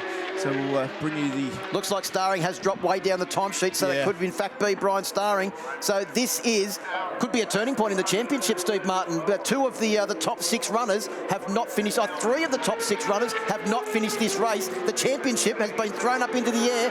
What order is it going to come down in? Well, the other story in this story is the privateer Kawasaki Connection rider, Matty Walters, is on for his first podium in this championship. He's in a pretty good position in 3rd place at the moment, close to the leaders and quite a fair gap to Josh Waters. Can he get his first podium this weekend? Here we go. The incident at turn 5 is under investigation, as you would expect, and you would think that the Ducati team are already putting in a protest on that one. But back out front, it is Wayne Maxwell. Maxwell leads Herfoss. The 2 former teammates make their way out of turn 11, and these 2, I think it was Mark Herfoss, Troy's dad, described it perfectly last year when they came to blows at Wakefield Park. They're just like brothers. They're always coming to blows, aren't they? But they're always friends a few days afterwards. But it's always... But look at the Honda now. He's pulled up side by side and tries to dive up the inside of Wayne Maxwell. He can't do it. The Herfoss is on for the win this time out, and Maxwell knows he's there. Well, Troy Herfoss has got the red mist visor fully engaged on that helmet of his at the moment as he makes his way round through turn 2. He's carrying a lot of corner speed, is Troy Herfoss on the Penrite Honda. He's torturing that front tyre probably just as much as the rear, as the amount of corner speed that he's carrying. Oh, there's Marchiotto down as well on board the Penrite Honda. So there's a lot of crashes here. I think this is a sign of desperation. We're getting to the end of the championship, and everybody is riding as hard as they possibly can, and then some. At the end of play, the winner out of these two will be the championship leader, I would say, if you look at it. What is there, 18 Jones came into this race with a 24-point lead over Cru Halliday. So if Wayne Maxwell wins, he will probably be 2 or 3 points off the championship lead. If Troy Herfoss wins, he will probably be 4 or 5 points off the championship lead. All right, okay then. We'll wait for CompuTime to confirm that at the end of the race, but it is all to play for now with... well, we've got, we're on lap 9. We're coming around to complete lap 9 now, so there's only 3 more laps to go after this race. Herfoss and Maxwell have got a substantial lead over Matt Walters in 3rd place, but Matt Walters is about to come under assault from Josh Waters and Daniel Falzon. Yeah, Josh Waters has just done his fastest lap of the race, is 33.4. He knows that he's close to that podium. And he knows that his end of race pace is very, very good. Yeah, he's doing the same. He was almost the quickest man on track that time around, Josh Waters. He just blew the start again, and you know, once again, he should be with those 2 leaders, but he's right behind the Kawasaki rider now. What you're saying about could be Matt Walters' first podium, could be Josh Waters' first podium for the year as well. Absolutely. He's had plenty of Who would have thought at spokes.com.au presents round 6 we'd be saying that, Steve Martin? Well, that is true. You're absolutely right. And, you know, it's going to be interesting to see how much Matty Walters wants this. He's in a good position now for that podium. How hard will he fight? You can see him there with Daniel Falzon in the background. Falzon hasn't had a podium this year either. So just looking at the body language of Wayne Maxwell and Troy Herfoss, it's very hard to determine actually how hard Wayne Maxwell's riding, because he never looks any different. He always looks relaxed on the bike. His style doesn't lean the bike over as far as a rider like Troy Herfoss, who really clambers all over the bike and has got those long legs that he tries to manoeuvre the bike into the corners. You can see Troy Herfoss has got a lot of the elbows out sort of style, whereas Wayne Maxwell, very classic style, doesn't move around on the bike anywhere near as much. No, it's going to be interesting. We're at a little bit of a staging time at the moment. Falzon's not out of this for that 3rd spot either. Matty Walters, he will be like giving it everything he's got right now to try and hold on to that podium position, and he's just had such a brilliant weekend, qualifying on the front row for the first time, and now dicing with these guys. Hats off to the Kawasaki Connection team. Well, you can see the trees blowing there in the background. You can see the amount of dust around as Josh Waters tries to pull out of the slipstream of Matt Walters' Kawasaki Connection Rover coaches, Repsol Oils, Kawasaki, and they go 2 abreast through the corner. Waters comes back around the outside. Walters comes back around the outside of Walters, and then Waters tries to go back around the outside as they come into Suzuki corner, turn 2. We've got a 3-way battle for 2nd place, and the championship is up for grabs because we have so much action in this one race, probably more action in this one race than we've had all season in relation to front runners crashing out. Absolutely. What a race we've got on our hands here at the moment. And how much does Matty Walters want that 3rd spot? He wants it big time. I think the way he went into that corner is a fair example of how desperate he wants it. We are on lap 11 of a 12-lap race. There is less than 9 kilometres to go as our leaders now make their way up through the hay shed, the KTM corner, and it is Wayne Maxwell ringing the absolute... Well, everything that bike's going, I think he's going to say he's nearly ringing the right handlebar off the machine as he comes up through the hay shed now, and Troy Herfoss trying to find a way past. Well, I reckon Herfoss has been lining him up into turn 2, into the Suzuki corner, and what a place to do it, to get the Suzuki into the Suzuki corner, which is turn 2, the southern loop here. So let's just keep an eye on that. He's either going to slip him down here, but he's definitely faster out of turn 1 and into 2, so that could be a good opportunity for Herfoss. Last lap board about to come out for our race leader, Wayne Maxwell. He has got Troy Herfoss all over the back of him. as they come down underneath the Melbourne Bridge and into turn 1 for the first time. Herfoss has a big lunge down the inside. He runs the Penrite Honda in fast into turn 1 and takes the lead over Wayne Maxwell. He needs to get a good lead around through the back end of this circuit because the Suzuki, if close enough, will be able to slipstream the Honda to the line. But the Honda, we know how fast it is through turn 12. If he can get a good run, he may very well do this. Maxwell's got the pace up the inside. Look at that great drive out of Suzuki corner. He gets back in, but watch Herfoss into turn 4. He's got to take it off. If he goes on the outside, he won't do it there. Maxwell was in the middle of the track. Herfoss had no way of getting up the inside as they start the last half of this lap. Just keeping our eye on it is Josh Waters now that has moved up into 3rd position. Daniel Falzon in 4th and Matt Walters in 5th as Maxwell takes back the lead and says, right, you can chase me up the hill, Troy Herfoss, and you'll have to try a Wayne Maxwell-esque manoeuvre into turn 10 if you want this. There he goes! Oh, Herfoss down the inside of the Hayshed. What a move. That's a big, big move, but he pulls it off. We're getting serious now as we head over the hill into Pirelli. This is a big opportunity for Maxwell to take it back, and you can be assured he's going to try and dive up the outside. No, he's not. He's going to try and go around the inside. Maxwell's last opportunity now is a big drive out of turn 12. Well, Herfoss knew that Maxwell was going to try it at one of his favourite overtaking opportunities there and positioned the Penrite Honda perfectly. We are round now through the final corner. Turn 12, it is Herfoss v Maxwell. Can Maxwell get the slipstream to the line and take the run? Maxwell's got a good run. Maxwell's got a good run. Can he pull out the slipstream? I think it's going to be very close on the line. I think Herfoss got it. Herfoss managed to out-drag him to the line, and he celebrates in style. The reigning champion is back. What a race. You would say, Phil, wouldn't you? I would say that, yes. Josh Waters finished in 3rd place as well, Steve Martin, with Daniel Falzon in 4th and Matt Walters a top 5, his best result of the year, as Glenn Allerton now comes across the line to take 6th position. A great ride, and good to see Glenn Allerton back after that very serious wrist injury that he suffered early on in the year. But Troy Herfoss takes the race win, does the fastest lap of the race, and puts himself well and truly back into championship contention as the two brothers give each other a slap on the back. What a script. We're set up just beautifully heading into the final round now, aren't we, with a few points between everybody? We could not have written a better script, Steve Martin, as we head down into the final round of the 2019 Motul Pirelli Australian Superbike Championship. But there is still race direction. Final race results are still being decided, considering the incident at turn 4. Yeah, of course. There was that incident that needs to be investigated. I'm sure that Ducati will be locking horns with the officials, as will Suzuki, saying it was okay. We'll have to see and let the official staff sort that out. This is where race direction come into their own, and that's their decision. They'll earn their money for this one. Yeah, but for sure, whatever happens, Mike Jones won't be getting those 25 points back, or 20 points, or whatever position he was going to finish in that race. They're gone forever. So the question is, was it a fair pass, or will Wayne Maxwell be docked some points? We'll have to wait and see on that one. Wayne Maxwell could very well be walking up to race direction with footage from round 1, race 2. Double Suzuki on the podium too. And that's exactly what Phil Tayton was talking about in race number 1, that they'd be loving to see a double podium for their riders here at Phillip Island.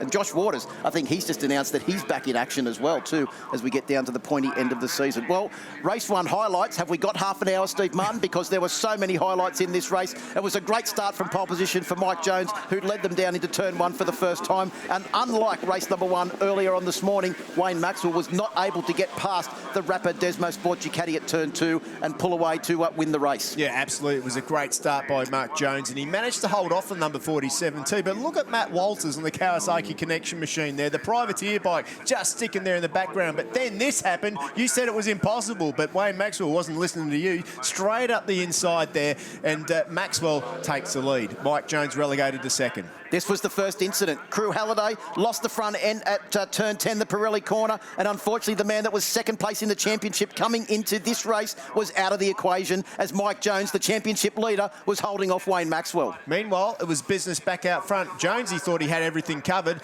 but bang, up the inside. There was a hint how good the number 47 was into Honda corner.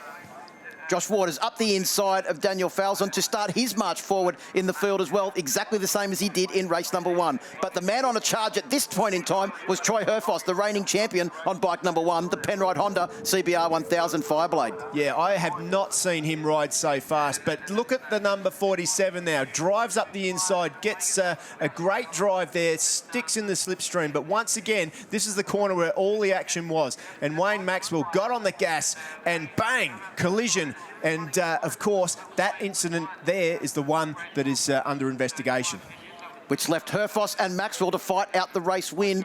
They were a mile ahead of the rest of the field. Maxwell took the lead, then Herfoss took the lead, and this battle too went down to the wire for third place. It was Matt Walters that led a majority of the battle, but over Josh Waters and Daniel Falzon as they came across the line to start the final laps. You could tell that Matt Walters was just hanging on as hard as he could as the 3-time Australian champion Josh Waters came down the inside to mount his assault. But Waters said, no, you're not going to get it that easy. No, he was definitely fighting for it, but back out front, it was Honda versus Suzuki, Suzuki versus Honda, and Herfoss made a dive into turn 1. We weren't expecting that. We thought it would happen at turn 2. At this point, he got a bit of a bubble, but Maxwell got great drive, and a place where we know he's fast in this circuit into Kawasaki corner. He managed to get back past Herfoss again, and at that point I think he thought it was all safe until Herfoss struck back and another unexpected spot. That's a spot where you have a good chassis. You can make an overtaking manoeuvre, and Troy Herfoss, who has got so much confidence in the K-Tech suspension on that Penrite Honda, just shoehorned it up the inside. He came through turn 12 with everything on the limit and then some. We thought Maxwell might have been able to get into the slipstream and pull out with the superior top speed of the Phil Tatum prepared Suzuki, but Herfoss planned it to perfection and took the race win by 0.028 of a second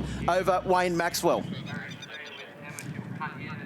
So, no further action between the incident between bike number 46 and 47. So, Wayne Maxwell will take second position, 0.028 of a second behind our race winner, Troy Herfoss. Josh Waters in third. Congratulations to Team Suzuki X-Star Australia, a double podium. And Daniel Falzon takes fourth place. Matt Walters in fifth, his best race result of the year so far, in a fantastic weekend for the privateer team. Glenn Allerton on the Next Gen Motorsports BMW S1000 RR in sixth. Damon Rees, Al Phillips, Lachlan Epps and Sloane Frost round out the top 10. Let's hear from our top 3. There with Emma. So your top 3 for one of the greatest Kawasaki Superbike races we've seen all season. Josh Waters, welcome back to the podium. You're first since Phillip Island. You really deserve it. Yeah, this year's been pretty difficult, the middle part, for some reason. So it's great to prove to myself that I can still do it. Big thanks to the team and the people around me that haven't given up, so I really appreciate it. Thanks, Joshy. Look forward to seeing you for the last round at SMP. Yeah, I really look forward to racing up there. So, yeah, thanks heaps. Josh Waters in third position. In second position, double podium for Team Suzuki X-Star. Congratulations, Wayne. That was a sensational race. Great battles with yourself, Mike, with Troy. It was just never ending. Yeah, I seemed like I was in the mix of anything there. I didn't realise, when Mike went down, so it's very unfortunate, you know. He went in there deep and I ran in also pretty deep and then got wide, and then I felt something touch and I looked back and seen he was on the ground and, spewing. It's not the way that he deserved to happen. I've been on the end of that a couple of times this year and it's not a nice feeling. So I'll have to go and find him and make sure he's okay.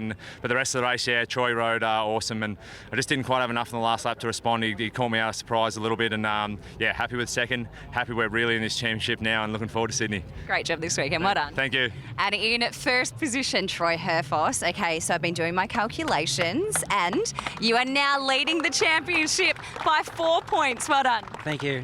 I'm going to talk too long if I tell you what I really think, but that was just it was the first time I've really ridden around this track and felt like I could earn a win. It was so difficult out front, and so going across the gap to Wayne was really hard with the wind, and that's why when I got there I had a quick look and seen that I'd gapped the other guys, and I just didn't want to give Wayne a look at all, because I know if he had got behind me he would have seen how easy it was to stay out of the wind, and he done a great job. He's so fast on the front around this track, and I didn't know if I could get him, and honestly I didn't want to have to pass him into the hay shed. I wanted to be in front from turn 1 where I did originally pass him, but the wind was so heavy out of turn 2, I just got a bit of a wobble up and I couldn't open the throttle, and I just knew he was going to fight back. So anyway, I'm so happy for the team, and I want to dedicate this win to my crew chief Sean Clark. He's been with me the whole time with Honda, and he's leaving at the end of the year to do other things, and he deserves this win. He's worked so hard for me, and I just really appreciate what he's done for me. Thanks, Troy. Let's hear it, ladies and gentlemen, for your winner of Kawasaki Superbike Race number 2, Troy Herfoss, boys. It's down to the wire for when we go to Sydney.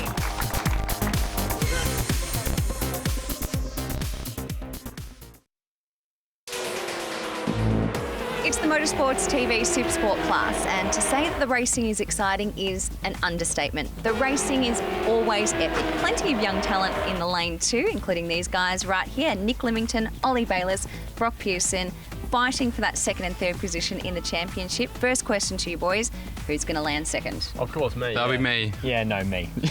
Ollie, what's your racing ritual? So, I mean, I get suited up, do some stretching, do some yoga, bit of meditation, and then, I mean, actually every time I put my helmet on, I need to scream. It just helps get the nerves out of me, and then I get on my bike and hopefully go fast. Yeah, I reckon I tried Bikram yoga like a few years ago. It wasn't my thing, but it's obviously Ollie's, so I'll let him do it, and if that's what works, that's what works. Nick, are these guys as cheeky on the racetrack as they are down the paddock? Oh, they're always jokesters in the paddock, but when we're out on track, there's always a respect between riders, but we're always tough out on track for sure. Between the three of you, have there ever been any heated moments? I do remember getting up the inside of Nick and he burned me on the way out, and I thought, crap, that was all right. And yeah, he got me there, so I remember that one, but that's pretty much it for the year, yeah. Nick, any moments with these guys? Yeah, definitely some close calls, but none big enough to ruin their friendship, so yeah, hopefully, fingers crossed, no big ones. That's sweet. When it comes to qualifying, do you guys ever play any games with each other? Yeah, we do. It's pretty hard because, you know, you try and get in someone's toe and they pull up or coming in the pits, and then it sort of stuffs your strategy. But yeah, of course, we sort of do try, but it's pretty hard to get that to go to plan, yeah. Yeah, I mean, last round I got Brock with a good one, and so I was sort of just waiting outside pit lane, and so was he, and I just pretended to my guys that I'm running in to get on my bike, and about 30 seconds later he pulled straight out, so I was like, yep, that's right, Brock. Oh yeah, there's always little mind games going on in qualifying. These two trying to get toes from me in qualifying is too dangerous, can't let them. All right, guys, well, I hope you have as much fun out on the track as I've had in this interview. Good luck this weekend. Thank you. Thanks, Emma. We're going racing now.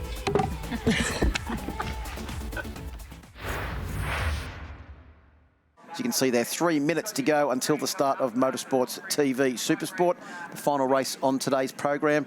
And to Steve, I know we were speaking on the way here this weekend, we're talking about what a pivotal weekend it is in the championship, the penultimate round, one of the best tracks in the world. So far this weekend, all of the scenarios have played out. Some of the front runners have had bad weekends. The people that are chasing have had great weekends. Championships are on the line now. One of them's already been won, and one of them is hanging in the balance even more so than what it was coming in. Yeah, absolutely. I mean, that was just an incredible race. And I mean, like, coming into this race now, like this Supersport race is, you know, it's just going to be incredible. Although this one's done, you know, you've got guys like Ty Lynch here, podium last time out. And he's another guy that could, you know, he's just like a click of suspension or a click of something away from being a constant front runner. And when you see guys like Jack Passfield just in front of him there, who've come from dicing back in the pack to winning, it spurs on those guys. So, well, and also too, you have a look there, the last round, Brock Pearson on the podium, Richie Dibben, the Kiwi, challenging for the podium on a privately funded Suzuki. Great to see another Kiwi coming over here and having a great ride, just as Damon Rees has all year, and also this weekend qualifying in the top 12 in Superbike. Let's have a look at the championship points now, though. Tom Taparis wrapped up the Motorsports TV Australian Supersport Championship. As we mentioned, he cannot be beaten now on 325 points. Brock Pearson on 231 has a sizable lead over Nick Limington for second place in the championship. And now Nick Limington has Ollie Bayliss only 7 points behind. Imagine if both of those riders had have actually finished race number 1 earlier on today. Aidan Hayes has moved up into 5th place. Dallas Skier into 6th. Reed Batty, unfortunately, not here this weekend with injury in 7th place. Ty Lynch in 8th. Jack Passfield and Chris Quinn, the veteran from northern New South Wales, rounds out the top 10.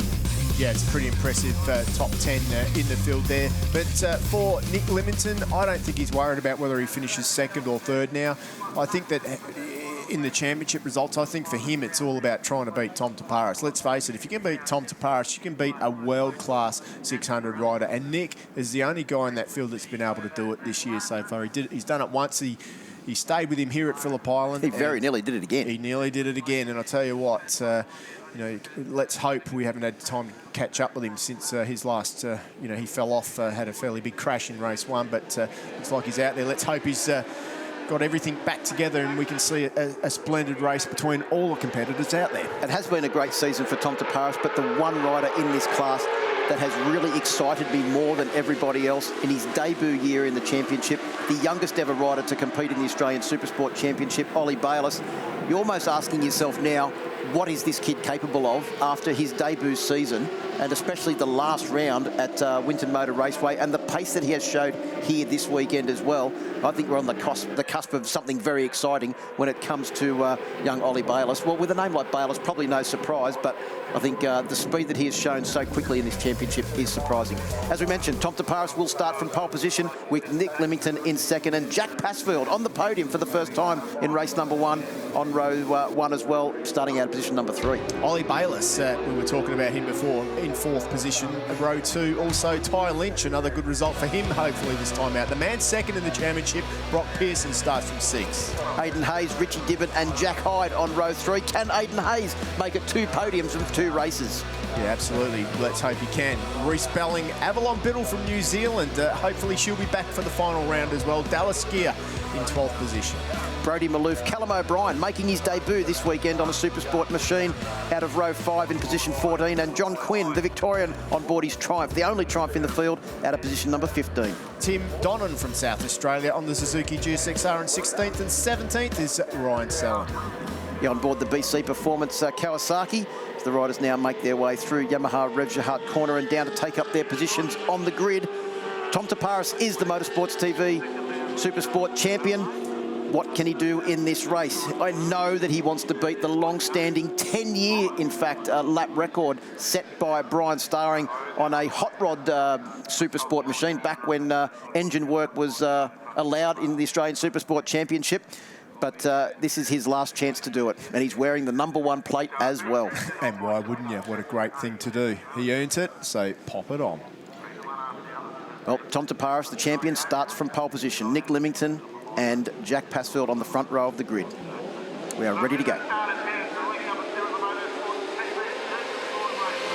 Supersport is go. Steve Martin as we make our way off the line. A great start from Jack Passfield. In fact, he will lead them underneath the Melbourne Bridge. Can he hold it through turn 1 as the rest of the field comes storming through? And it is Brock Pearson came up the inside, but I think it's Nick Leamington has gone around the outside and will lead them through turn 1 for the first time. And no surprise to see Tom Taparis around the outside as they come in towards turn 2. I think Taparis is all pumped up. He's going to show what a dominant factor he has been in 2019. Yeah, absolutely.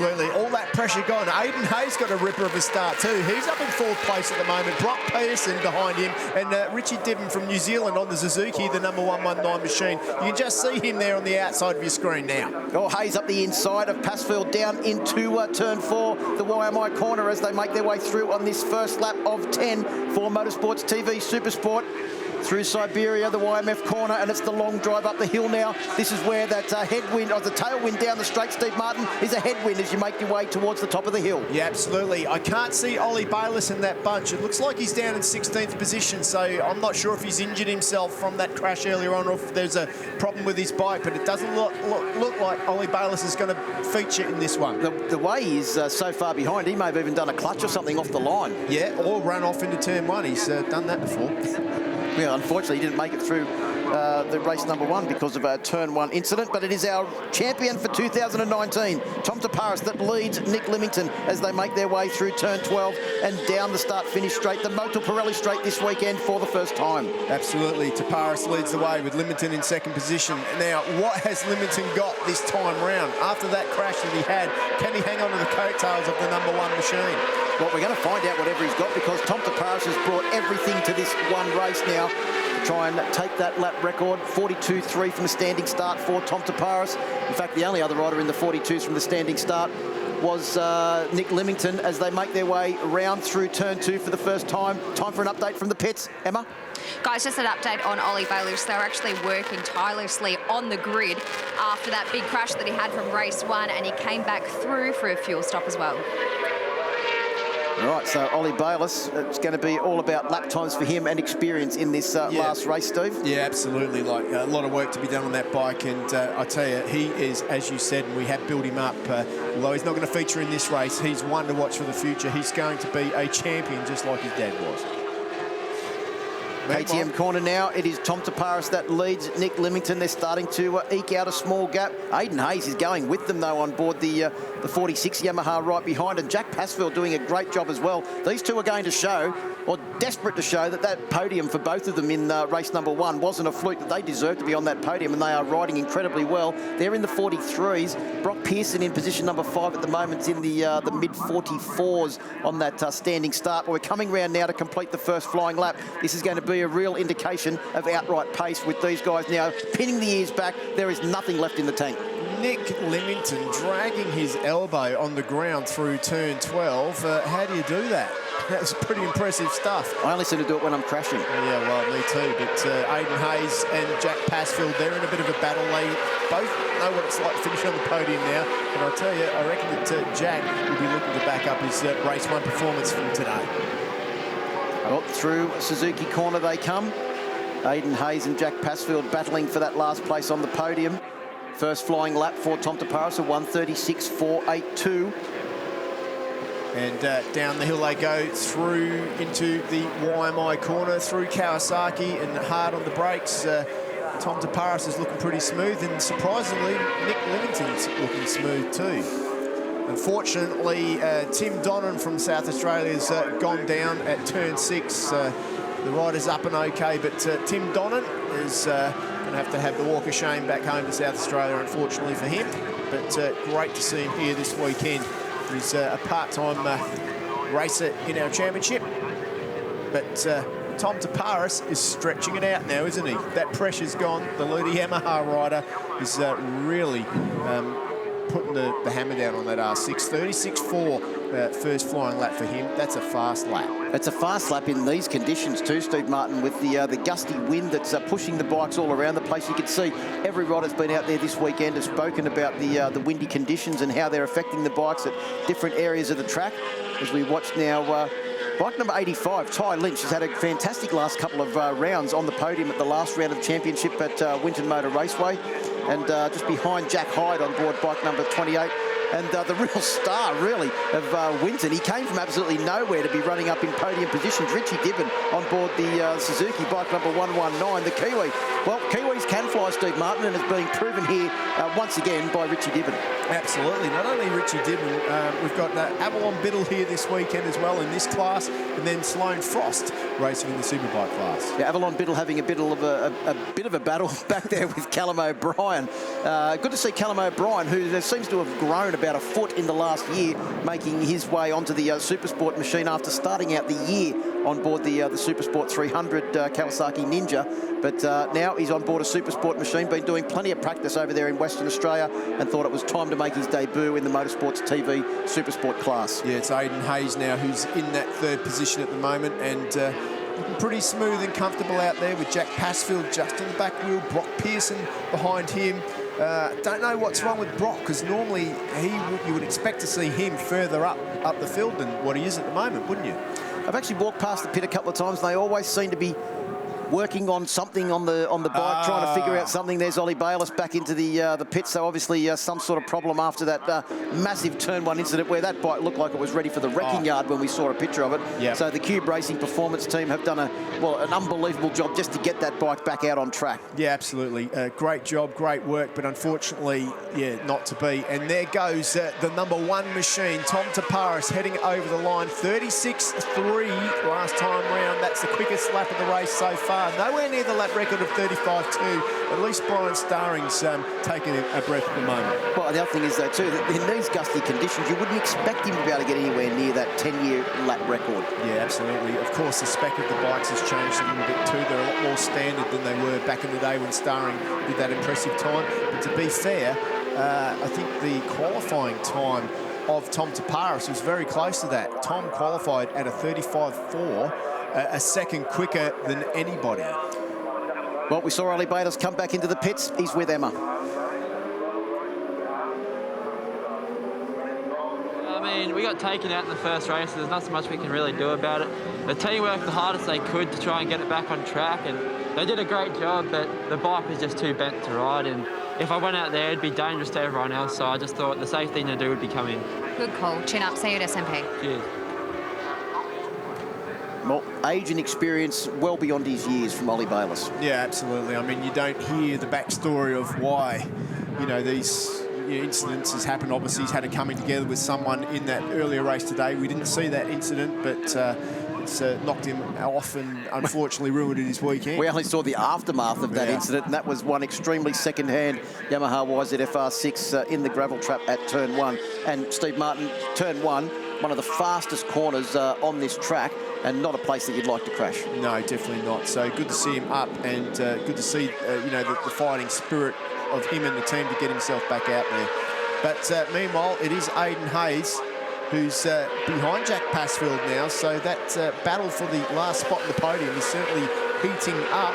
38-2 for Passfield last time through. That's 0.4 quicker than the man behind him, Aidan Hayes. And we've just passed half race distance, 5 laps complete, 5 laps to go for Motorsports TV Supersport class.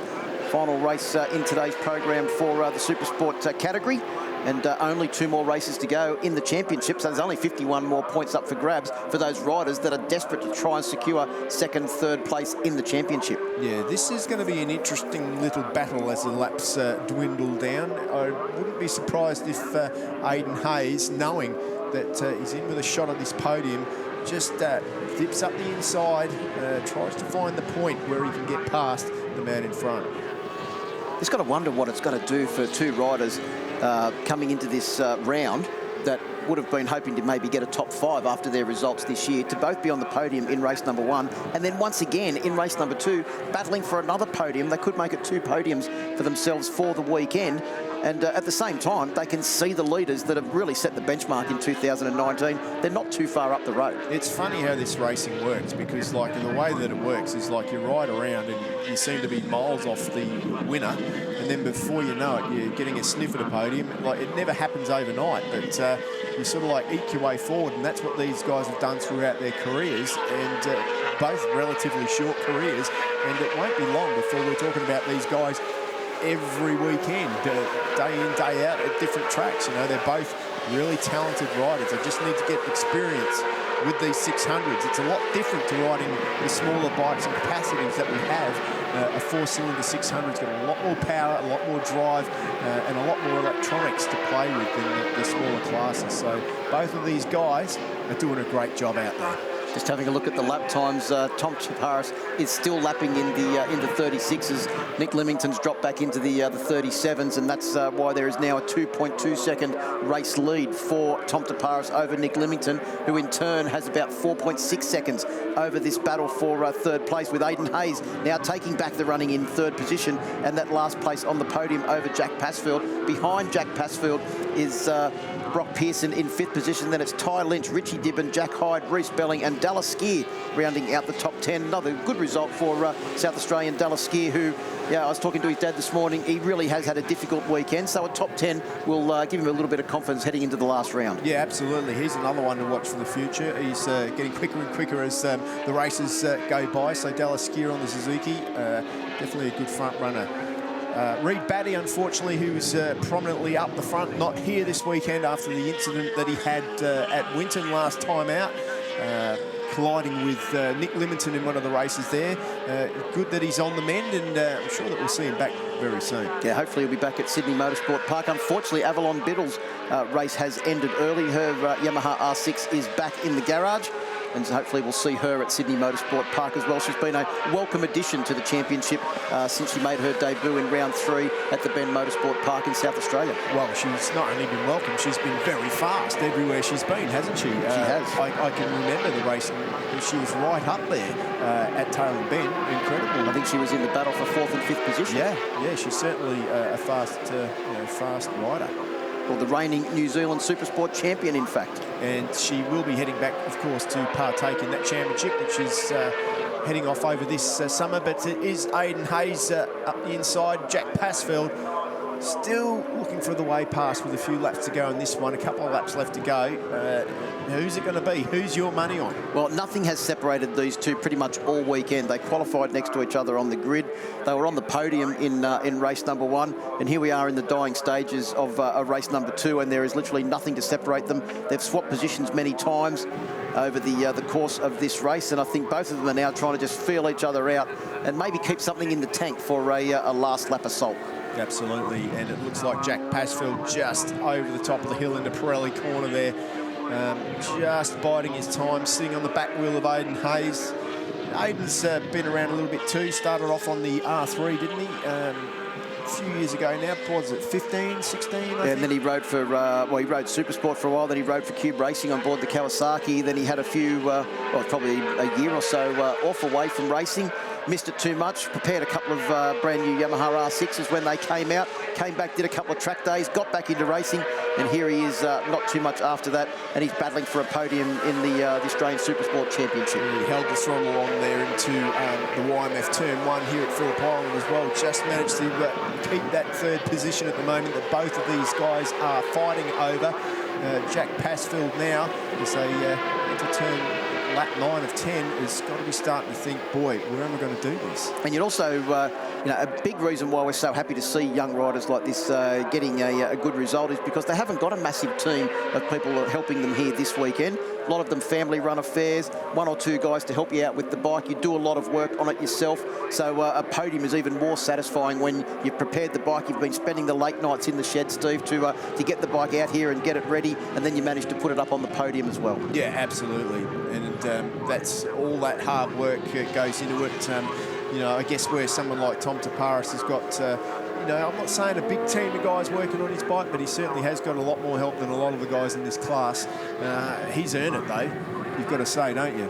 Well, he is pushing the boundary and then some. Tom Taparis, as we mentioned, he's been doing racing overseas. He's raced, in fact, in 3 races, in 3 race meetings in 3 different countries in the last 3 weekends. And here he is coming through Yamaha Rev Your Heart corner to get the last lap board at the championship winning round for him. The Spokes.com.au presents round 6, the 2019 Motul Pirelli Australian Superbike Championship here at the iconic Phillip Island circuit. One more 4.45 kilometre tour to go for Tom Taparis to finish off a memorable weekend, not only in his racing career, but also in his whole entire life. He'll remember the day that he won his first Australian Championship. Especially won his first race with the number 1 at the front of the bike. But Jack Passfield looks up the inside now. What a great move by Jack Passfield. He knocks Aidan Hayes wide. He wants this, he really does. Now, how will Aidan Hayes fight back? He's definitely going to be... I think he knows now how much he's going to have to fight to get this. He certainly will have to, and he's lining him up for a dive up the inside into turn 4, and he's hard on the brakes. Aidan Hayes goes in. That front is on the limit, but he holds it together. Well, Aidan Hayes raced here a few weeks ago at the Victorian Championship round and had some good, strong results as well. So he's prepared himself impeccably for this race, and he now leads the battle for third place as they make their way out of the YMF corner and up through KTM, up towards the top of the circuit. There is really only 1 or 2 more overtaking opportunities for Jack Passfield to try and find his way past in that battle for the podium. But here is your champion, ladies. Here is your champion. Here is your race winner. And Tom Taparis is coming round to take another victory in the 2019 Motorsports TV Supersport Championship. Yeah, what a weekend. What a year it's been for Tom Taparis. It's been incredible. He's just the future of our sport. And I tell you, I wouldn't be surprised if he's not in this field next year. He is hot property. Tom Taparis wins the race. Congratulations to Tom Taparis. As we look to see now Nick Limington come across the line to secure 2nd position. He does that, comes across the line. The eventual margin, 5.6 seconds. And Aidan Hayes just manages to hold off on the run to the line. Jack Passfield, a charging Jack Passfield in the battle for the last place on the podium. And in the end, Steve Martin, there was 3/100ths of a second between those two as they came across the line. I don't even know if that's the front tyre width of the Yamaha R6. not much, that's for sure. But one thing's for sure, they had a pretty interesting race together, and that was, you know, a whole lot of fun. So Tom Taparis takes the race win from Nick Limington by 5.6 seconds. Aidan Hayes takes the last place on the podium over Jack Passfield by 3/100ths of a second. And Richie Dibben rounds out the top 5. A great ride from the Kiwi on board the Suzuki GSXR. Brock Pearson, Ty Lynch, Jack Hyde and Reece Belling, along with Dallas Gear, round out the top 10 for the final race from this round 6 decider at the Australian Supersport Championship. Plenty more action to come here from Phillip Island. A short break and back to hear from our top 3.